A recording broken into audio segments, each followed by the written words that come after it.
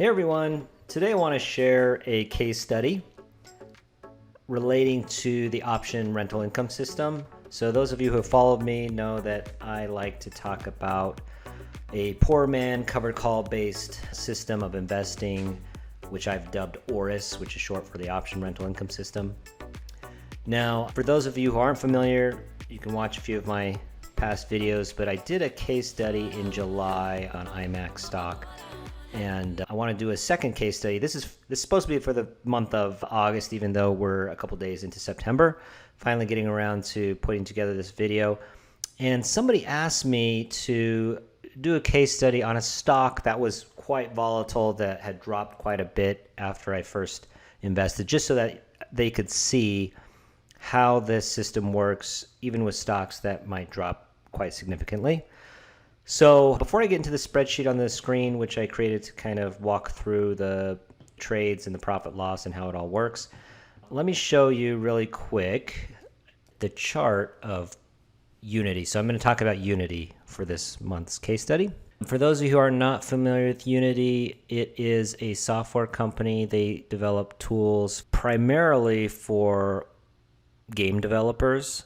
So it's an entire platform for game development, multi-platform game development, so you can develop games across mobile, desktop, consoles like Xbox, PlayStation. It's a really cool company.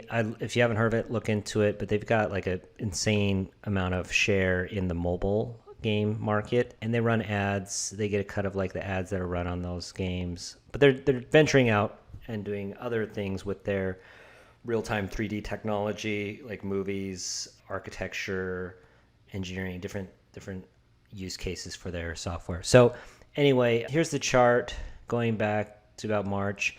The stock is down huge. This is one of those very high flyers that just crashed like 80%. So they were $200 stock at one point, I think last November. And now it's $40-ish stock. Anyway, so this blue line here is when I put on the position, which is May 10th. So this blue line denotes the date that I put on this position. And you can see the stock was trading above $50 at that point. And then actually when I placed this trade, it was about $46. And it was right before they announced earnings. It's the same day they're announcing earnings. I put this position on because the amount of premium I was able to collect from the short call. So poor man's covered call has two legs, right? A long duration call option and then a shorter duration call option.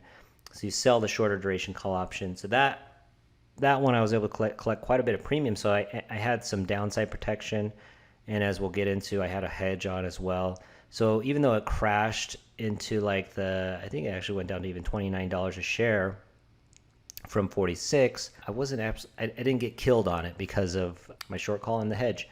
Anyway, the stock just from that point on bounced around between about $30 to $50 a share, and did break out more recently to almost $60 a share, and has since, with the horrible market, it has since pulled back to the $40 range, closing today at $40.79. So that's a little bit of history of the stocks. This is quite volatile, and let me show you the different trades that I made. So going back to this spreadsheet, and maybe I'll try and zoom in a little bit here. Here we go. Too much. All right, 125% is good.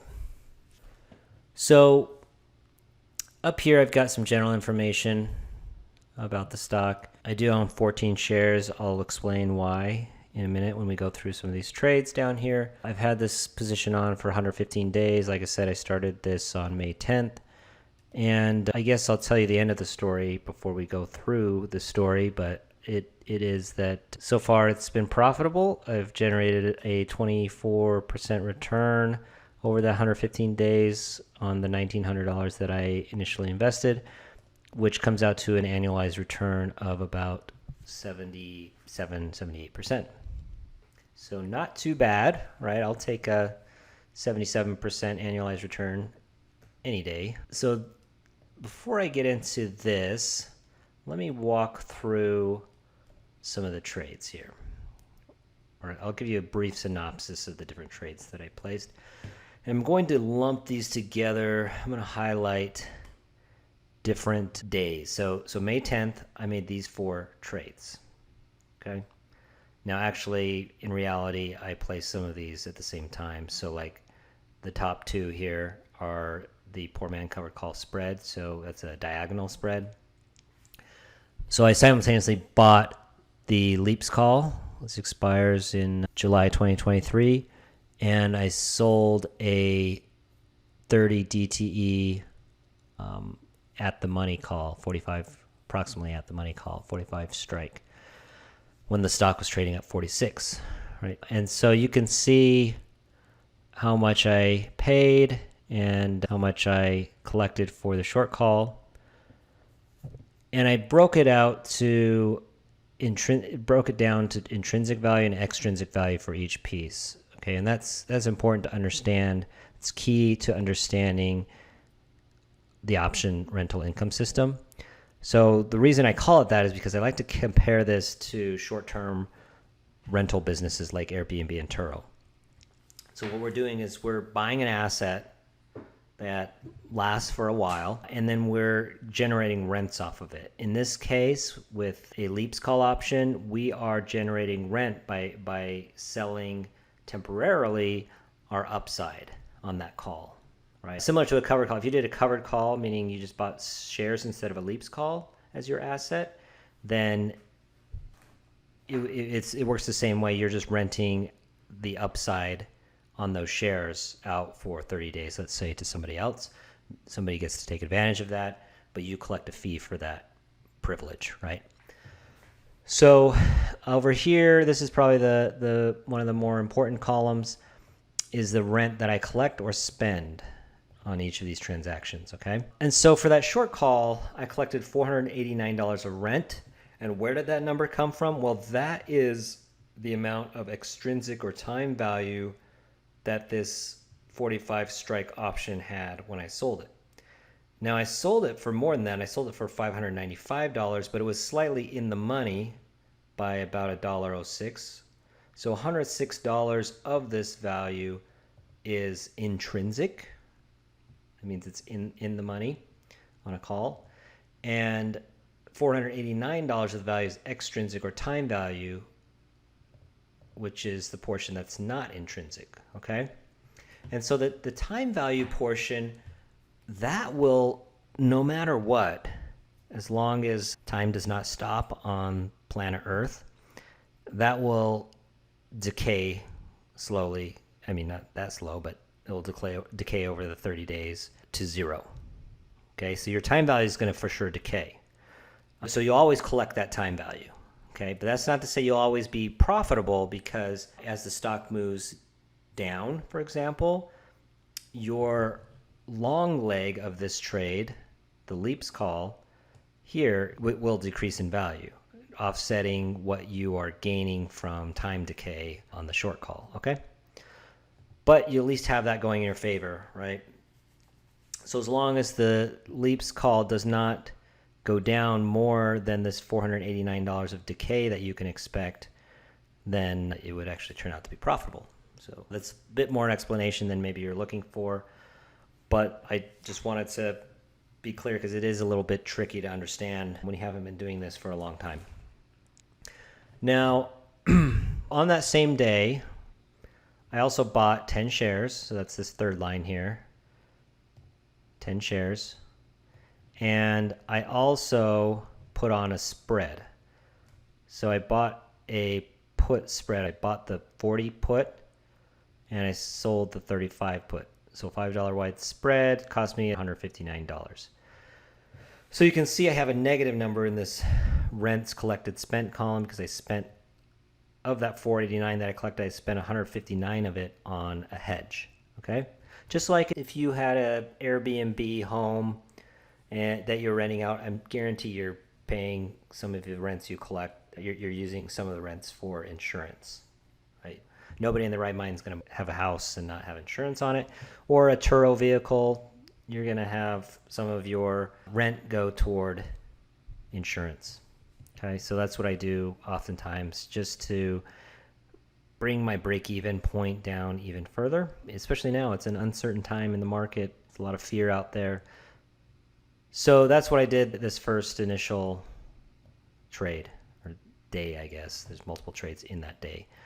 And then on the 17th of May, I did another group of trades. So what I did was I actually sold the put spread that I bought 7 days before. I sold it on the 17th. The stock had dropped from $46 to $37 at that point. So it's quite a big drop in a week. And so I sold that put hedge for $240. So I sold it for more than I paid.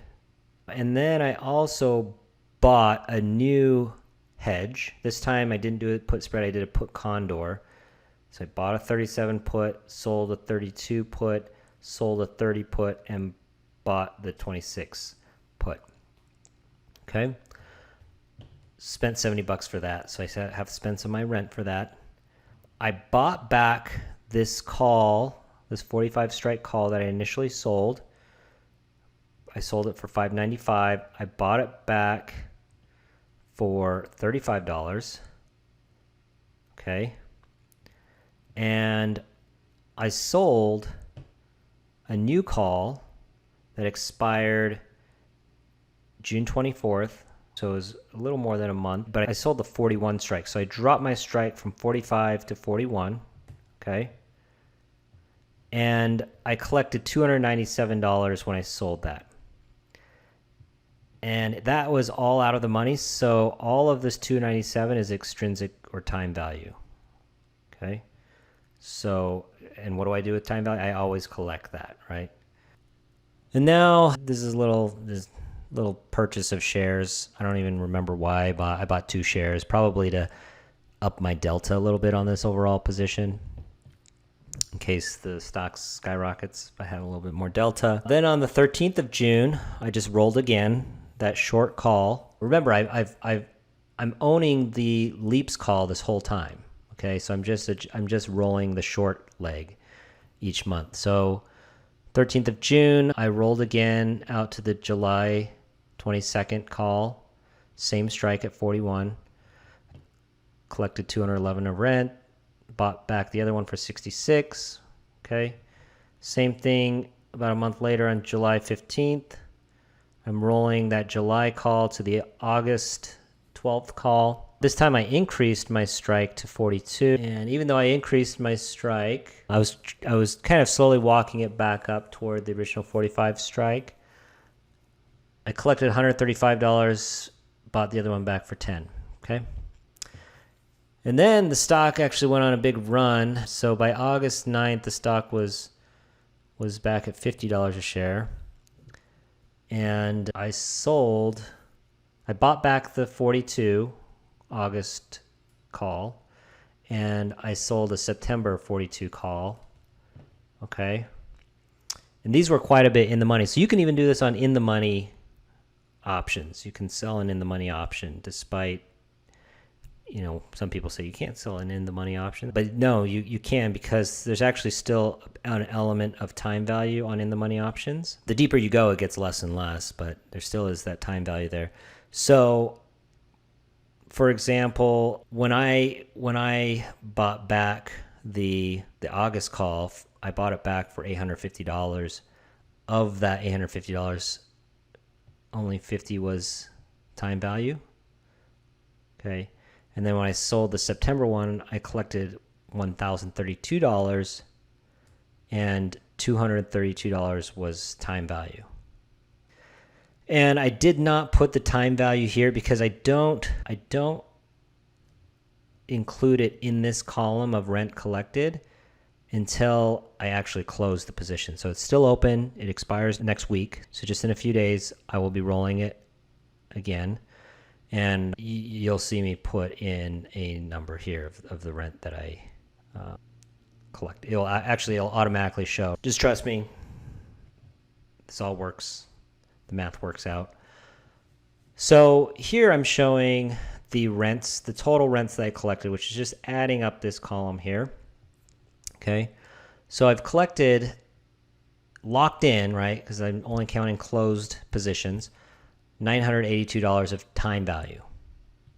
Okay, that's what I've collected over the last 4 months. So that's not my profit because that's what I collected, but it's, again, it gets offset by other movements in other things. So, for example, the change in the time value of the long call, because my long call had a little bit of time value, or had actually quite a bit up here, had $930. So that actually decays over time, but it decays slowly because it's such a long duration call. So there's a little bit of decay there, amounted to $126. The stock, so I had bought shares of stock throughout to increase my delta.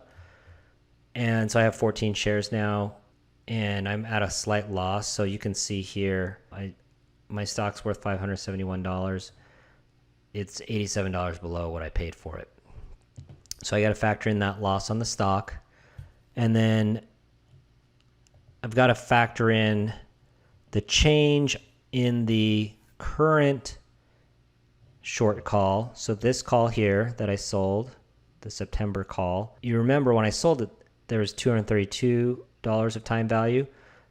Well, that was a while, that was like 3 weeks ago. And so it has decayed. Some of that time value has decayed. And so the time value of that short call I calculate up here is only worth $114 of time value. So it has decayed $118. Okay. So I got to add back, I got to benefit from the decay on the short call. So I got to add in that $118 profit from the decay. And I also need to, and this is all probably way over your head.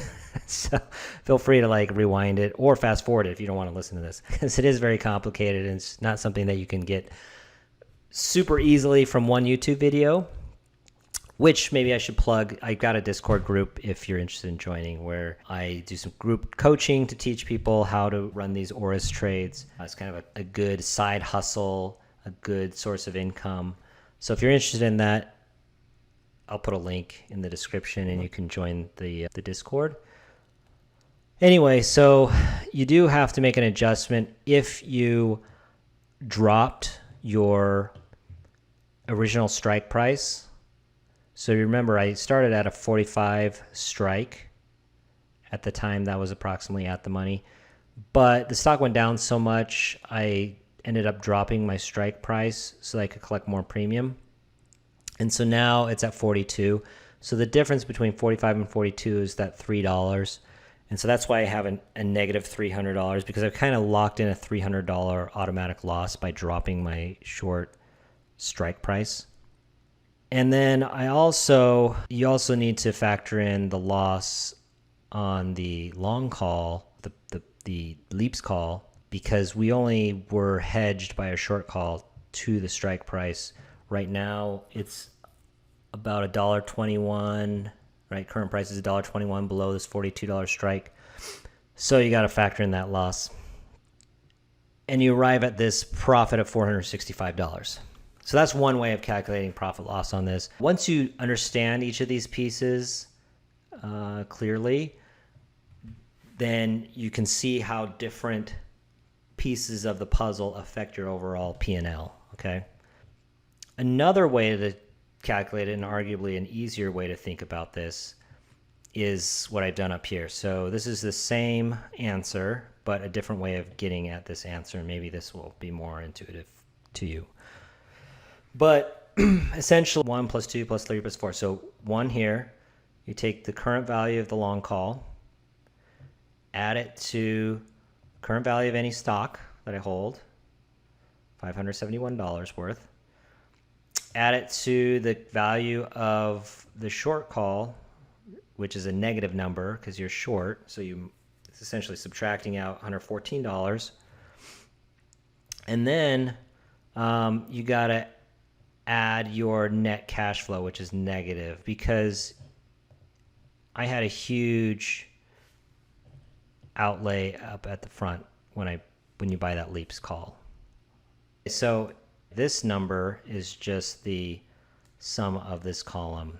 You see down here, that is negative $1,374 because you have this huge $2,000 outlay for the long duration leaps call at the beginning. And so that gets you the same number of $465 in profit, okay?